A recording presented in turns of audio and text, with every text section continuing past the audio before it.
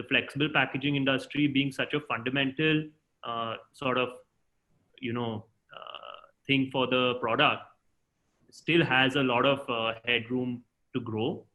As you know, most of the flexible packaging structures that are in use today combine 2 or up to 3 different polymers, which makes the packaging not recyclable and definitely cannot make film out of it. So by no means it is circular. We are coming back to last year's levels on the whole. Overall, the economy seems to be recovering, although a bit slowly. I think that the government's done with these lockdowns, and at best there are going to be some containment zone here or there. So I think the worst is behind us, and now we should look forward to growth returning in a proper way. Now, what we need to educate our customer is that in the case where we are not the cheapest source, our total cost of ownership to the customer should be the lowest. And it's biodegradable on top of that. So when you compare it to plastic, I mean, we are also in plastic and we like plastic, but I mean, you cannot compare paper to plastic. Paper is far, far superior in terms of sustainability to plastic. Ego in business is not acceptable. You have to be flexible and you should learn from your mistake and correct them. So I think to temper your growth and make sure that, you're conservative to some extent will keep you going in the long run.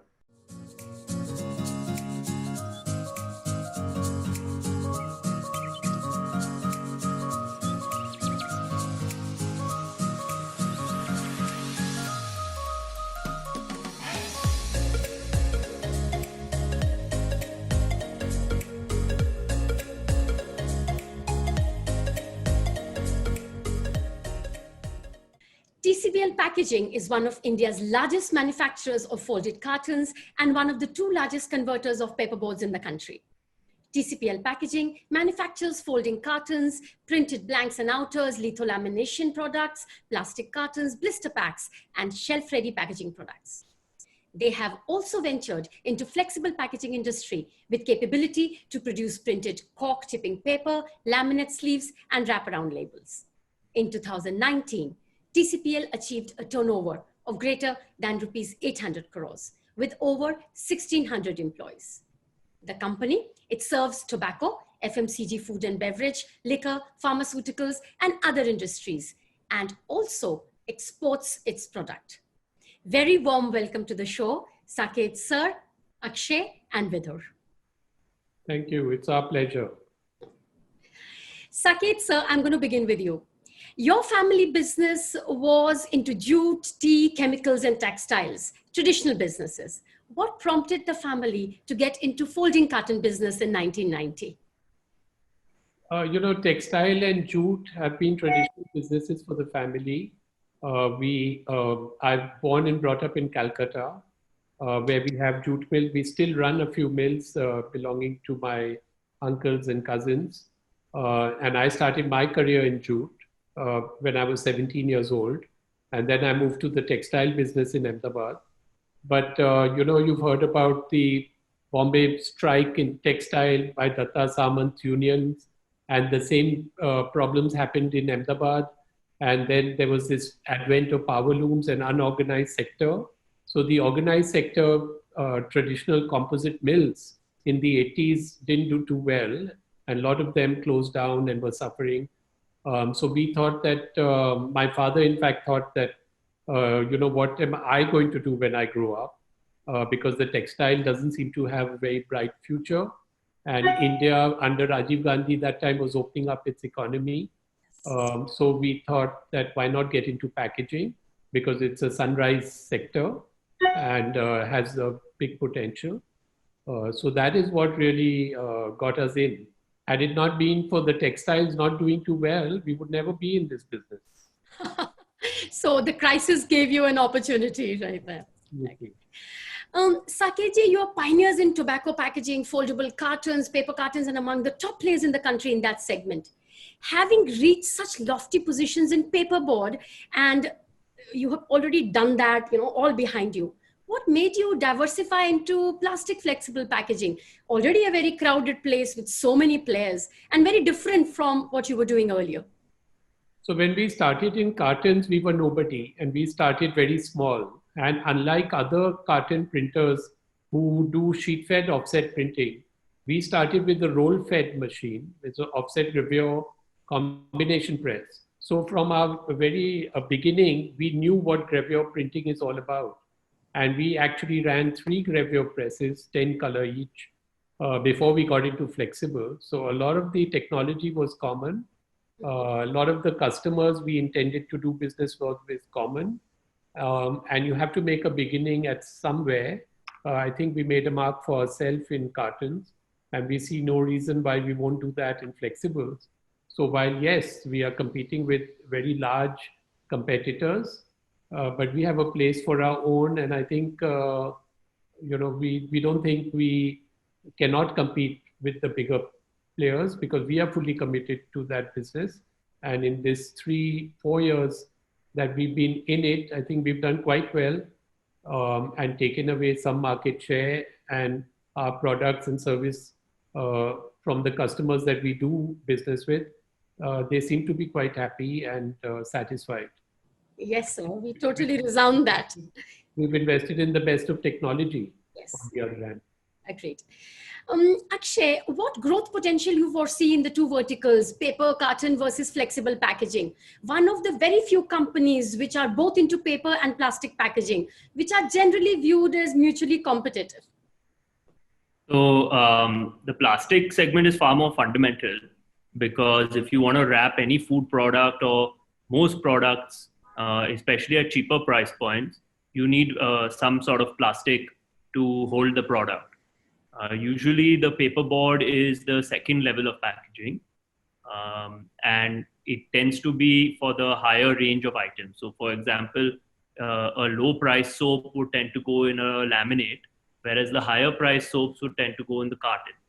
So we do see that the paperboard segment will really start its kind of growth trajectory in the coming years, because India is getting to that kind of inflection point where we have a much higher disposable income and consumers are able to spend a bit more on good quality products. At the same time, the flexible packaging industry being such a fundamental sort of, thing for the product, still has a lot of headroom to grow. I think post COVID also, there has been a big jump in the flexible packaging industry. And we see that continuing. And I think there's enough scope for both companies to grow. I mean, for both divisions of the company to grow. And our goal is that ultimately the flexible packaging business should be as big as our carton business, not today, but tomorrow. Touche, Akshay there. I would ask Saketji this question, that in many cases, the same customers would be your buyers for paper as well as corrugated and plastic flexible packaging, sir. What significant differences you experience in customer behavior when buying one or the other packaging material? Essentially, the behavior is the same, but in flexible packaging, given that it's a primary packaging with direct contact with the food, or the sensitivity of the customer is much higher, and he's more involved in the structure and the type of material that is being used. Also, to get your product approved takes a longer time. So I think, but otherwise, the expectation of the customer is pretty much the same, which is to be to live up to your commitment, and be competitive. And also innovative at the same time. So the customer demands are mostly the same. Yeah. Okay. Vidur, I'll come to you. Your organization has won so many awards. There's such a long list that reading them would take away half the interview. So I'm just going to say that, tell us something, the innovative features in some of your products which have actually made your packaging outstanding. So there's actually many examples of products that we have made for which we have won awards, and each one has a different, of course, each customer gives us a slight idea of what they are looking for. and using that and combining it with our technology that we have in all our plants, we come up with something. But one example that we are quite proud of is so Emami is a customer of ours for both our carton and our laminate division. And actually, they were developing a carton with us with a tactile varnish on top, which gives like a raised effect. It's like an embossing sort of effect, and it's applied through printing ink itself. So when they came to develop the pack, they actually did not have the idea to develop the laminate with us as well. But when they were here in our development studio in Mumbai, they saw that we could do the same in the laminate as well. And no one else in India has this capability to do it, or other people the first ones to have the capability to do this finish on flexible packaging, which is very rare. So they really appreciated that we could do the same thing in the laminate, and they saw that their end consumer it'll make an impact on the end consumer to see this finish on the laminate as well.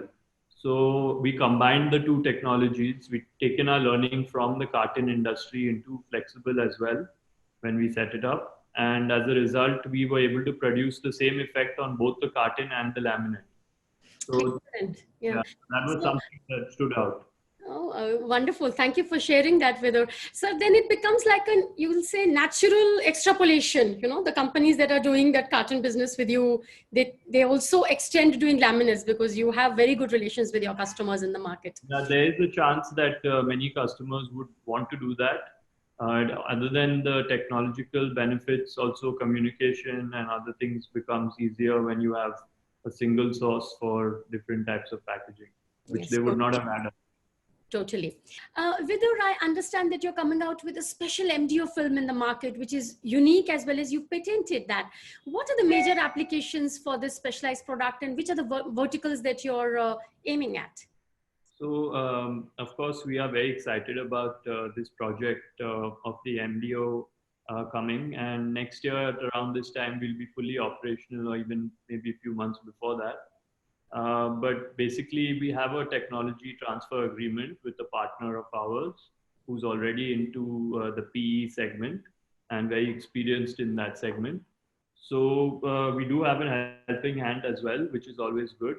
And basically, as you know, most of the flexible packaging structures that are in use today combine 2 or up to 3 different polymers, which makes the packaging not recyclable and definitely cannot make film out of it. So by no means it is circular.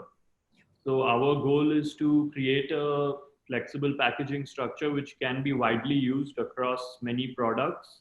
At the same time, it will fulfill the aim of being fully circular. As you know, all our customers, all the biggest customers at least, have all committed a certain time by which they will make their packaging fully recyclable and try and make it as circular as possible. So we will look to replace those structures which are using 2 or 3 different polymers and replace the printing layer with our MDO film.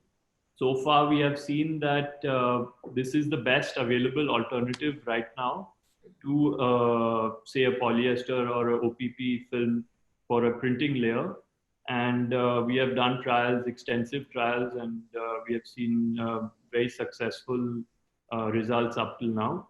And main point is that the printing quality as well as the performance on the customer's filling line will be almost at par with polyester or BOPP.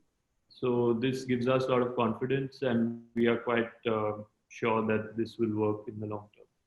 Perfect. I think a little bit of the focus on the circular economy and sustainability had taken a backseat because of the pandemic, but it's going to come back very fast because all the organizations have their view and their path forward very clear on circular economy. And I think with this MDO, you are very, very well placed with your customers. In fact, the mask and the PPE suit is adding to the problem. So the awareness for this will further increase, as you rightly said. Yes, sir. Saket ji, you have your factories at multiple locations, Silvassa, Goa, Haridwar, Guwahati. Are they standalone facilities or various factories are integrated for raw material and products and supplying to customers? No, the factories are pretty much standalone. They have a separate profit center.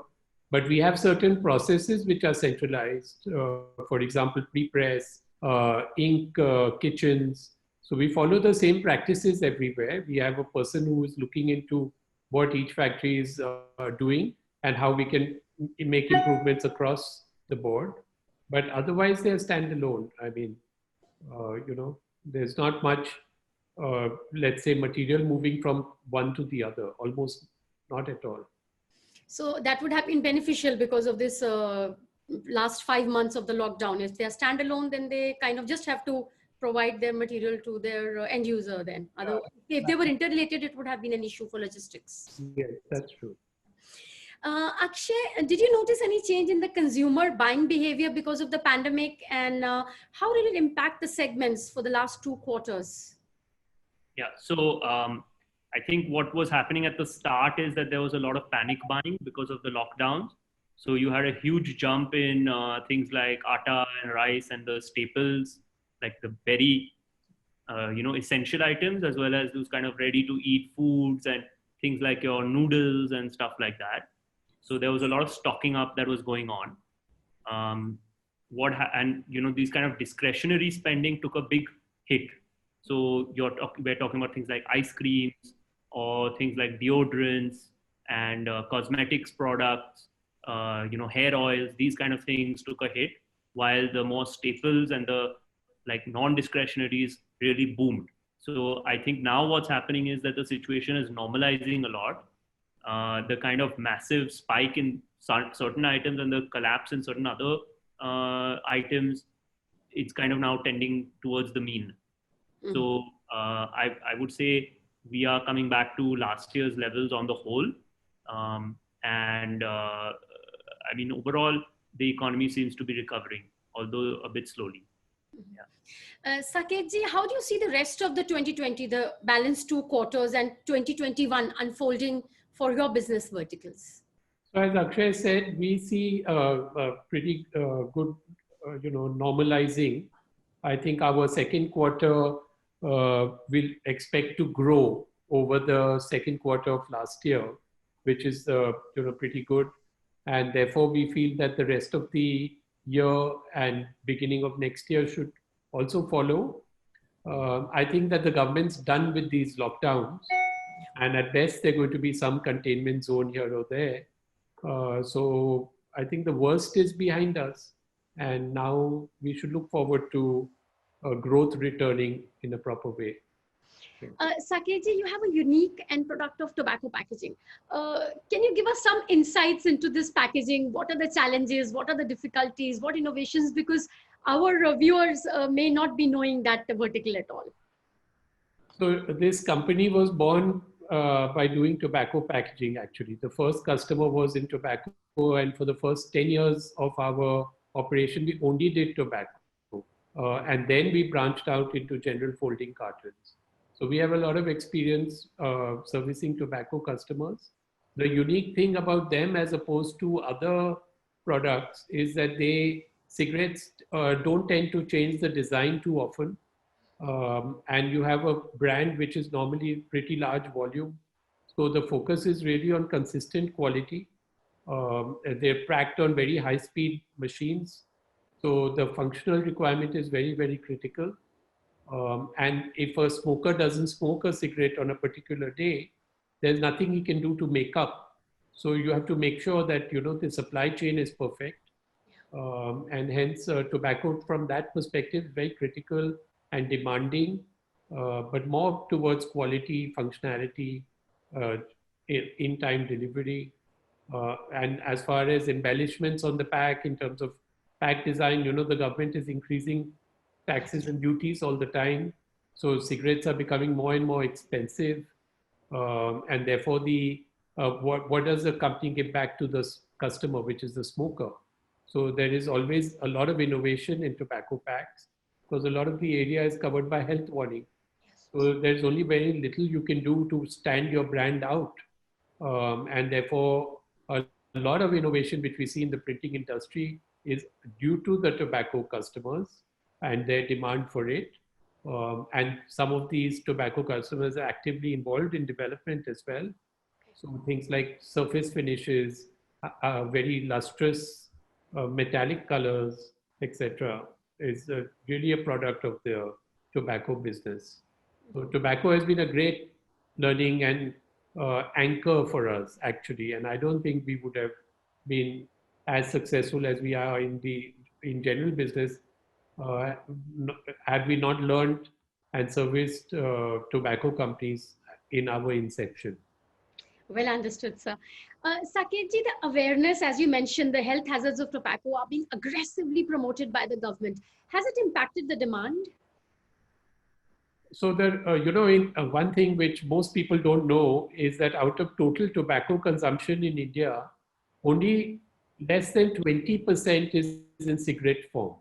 The rest is chewing tobacco and BD. BD is a very large segment, and the cigarette constitutes 90% of revenue for the government in terms of taxes.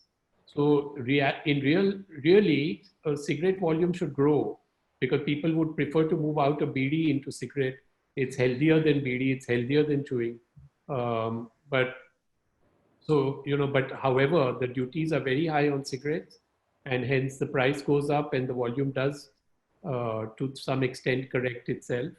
So the demand has been fairly, you can say, there's been no growth really.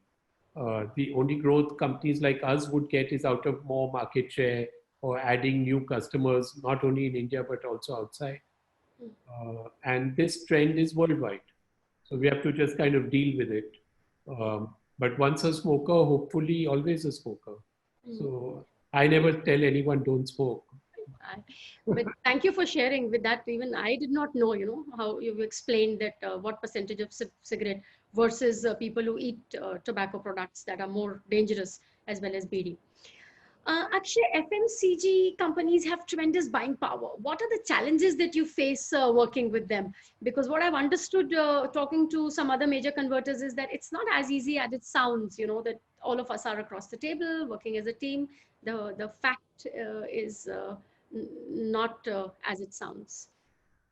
Well, so if it was so easy, then everyone would be making a lot of good money in this industry.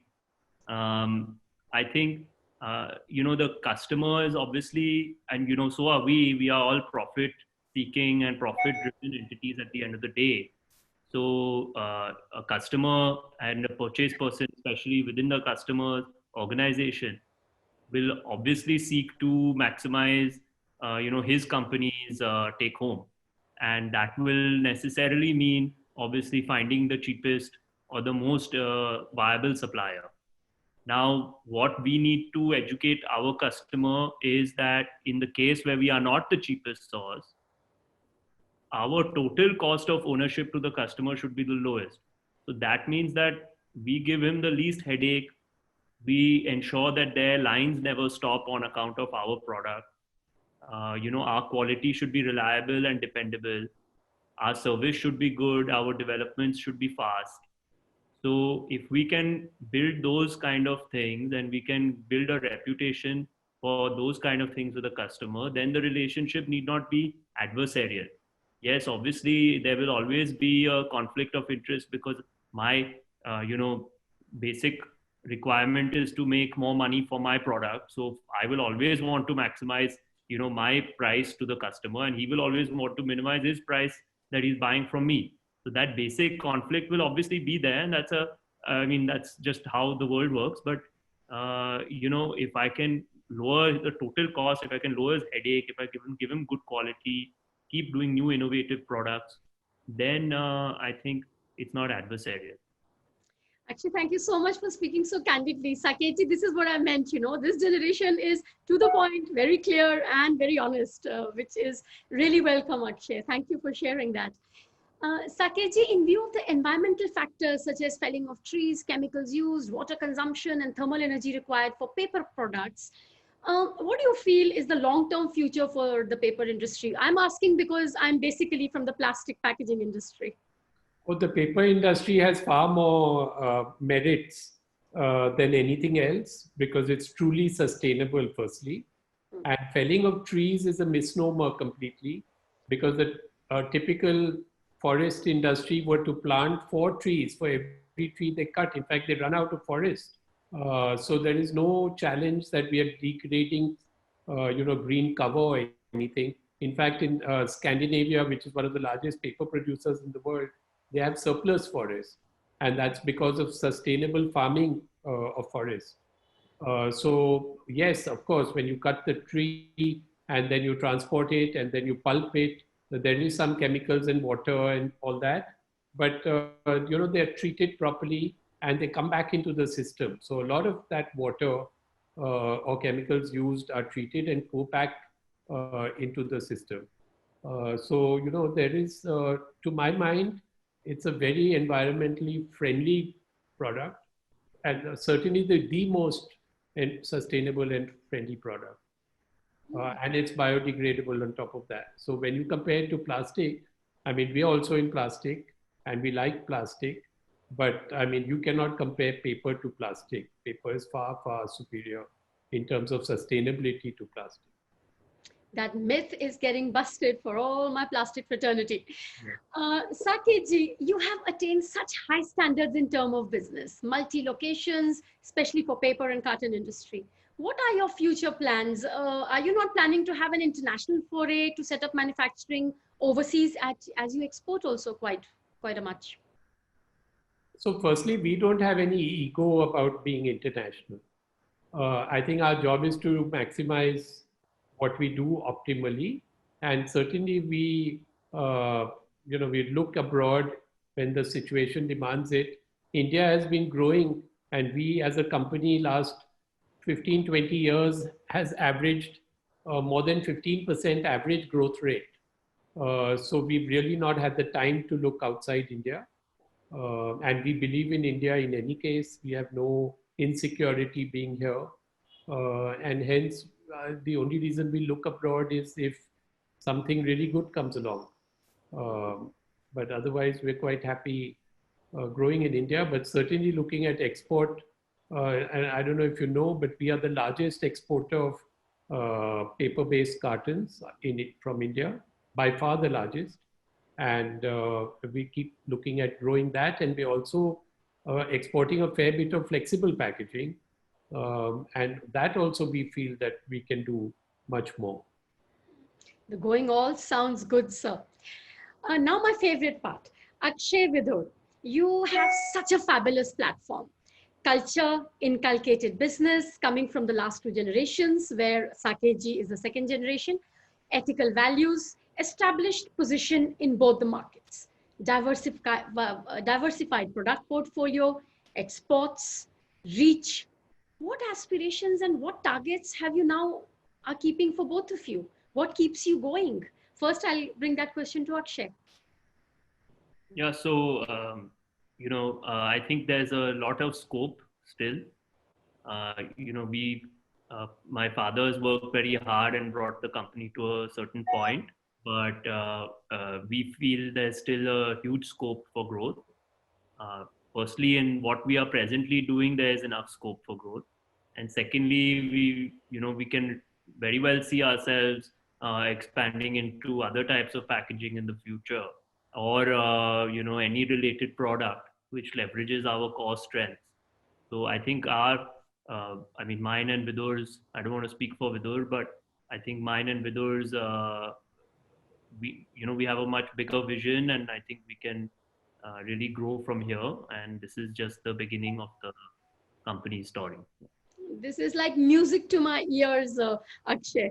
Vidur, what is your take on this one? So I think there's two sides to it. One is managing what we already have, and we are in India, and it's obviously going to keep growing for the next few decades. And there will automatically be growth, and we'll have to obviously increase our capacity in what we're already doing. But the exciting part of it is obviously to study where our real big growth can come from, and also where we can gain a higher value addition to the company. Because to keep growing in the same market, eventually our margins will get eroded. So we need to keep being more efficient. That is one side of it in our existing businesses, but also look at possible other growth avenues. For example, the MDO investment that we were talking about some time ago. I think things like this, if they pick up, then you could have really hit a gold mine, and you can keep going, and that leads to other things. And of course, carton packaging, we are already largely widespread across many different areas of business. But in flexible packaging, right now we are still very small, and that is like an ocean to yet left to discover. So we have a long way to go, I think. And yeah, we have, I think both of us have enough to focus on for now. Saket ji, your succession plan is well laid. You can relax a bit. It is in safe hands. The Kanoria clan, the fourth generation, is very clear what they want to do. And I'm so happy to hear both of them. Yeah, but we are not going anywhere. And I have a third son, Rishabh, who's my eldest son, but he is in fact pursuing a startup in the tech field in London. And he lives there right now. And he's on the board of TCPL. He worked here for a year or two. But Okay. he's kind of run. So he's going to run our real diversification outside the packaging business. Okay. Yeah, I'm not aware. yeah. Wow. So the next interview, whenever it happens, is going to be with the next totally different diversifications. Hopefully. A totally diversified organization. I'm really happy to know that. So it is a tech venture into what? It's apps or something, or what are they doing? No, not apps. It's currently underway. So I guess once it's yeah, once yes, absolutely. We'll be waiting for that. Saketji, I've heard about your philanthropy. I know you don't speak about it. I had to do a little bit of digging before I came into knowing that. And also you encourage art. Kindly do share something about that aspect of your personality. So this is something which we have inherited actually. My grandfather and his father, back in our home state in Rajasthan, did a lot of philanthropy, starting from the 1930s or 40s. They built schools, colleges, hospitals, and that has come down generation to generation. And now my father is, running those institutes, and he has also done a lot of philanthropy in his life. We run a de-addiction center and a very nice general hospital in Ahmedabad, which my father started. And my mother has been an art lover, and she started this Kanoria. It's a world famous Kanoria Center for Arts. It's in the main university campus in Ahmedabad. And it was meant to promote and support fresh and new artists. It still does that. It also runs school, and it was inaugurated by the late Hussain Saab. And it has an art gallery apart from studios, and it's really a wonderful place. If you ever go to Ahmedabad, I would highly recommend you to go and pay that center a visit. And they do a wonderful job. It's so nice to hear about this. Equally happy to hear about this. You never even mentioned it when I sent you the first draft of questions, when I had to speak to a few people to know about it. So kudos to the family. And I think it runs in the genes, and it is going to go a long way. Thank you so much for sharing that with us. It's going to make everyone very happy. And yes, the Art Center is going to be my list in my next visit to Ahmedabad when things open up, sir. Most welcome. Thank you. It'll be a pleasure to have you there.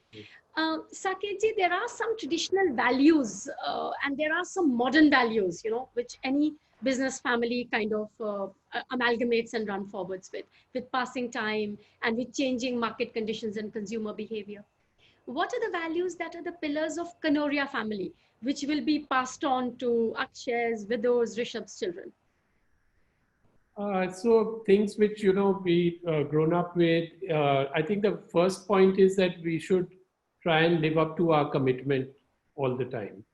A failure in commitment is never acceptable. It should have really good reasons, and you should, there shouldn't be any unturned stone. So I think the most important thing is to be a man of your word, and not just by a written contract. If you committed something verbally or otherwise, I think I tell Akshay and Vidur all the time that that's more important than anything else. And the other thing is that you always strive to be the best in anything you do in life. You do it properly. Otherwise, don't do it. And again, here it's about commitment at the end of the day. So whatever you do and whatever you take up, try and be the best at it. I think that's been one of my mottos, at least. And whether when we build a plant, for example, a new factory, you know, we don't distinguish it between that factory and our home. Probably the factory or the office is even nicer than our home. So, you know, why shouldn't it be?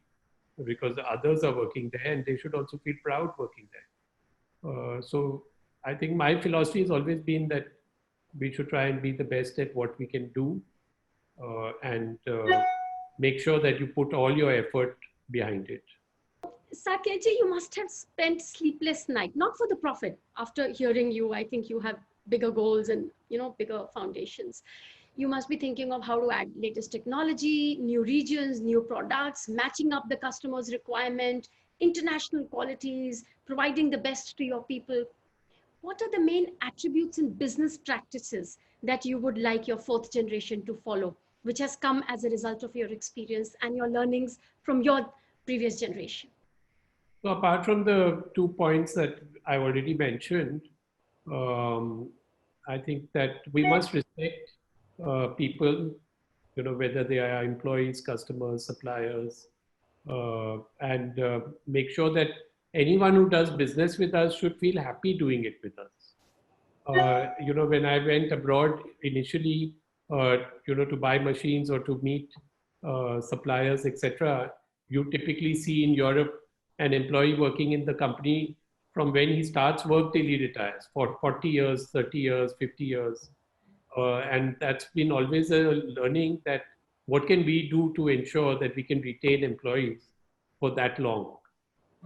So we should be fair in the way we deal with anybody, whether it's a supplier or a employee or even a customer.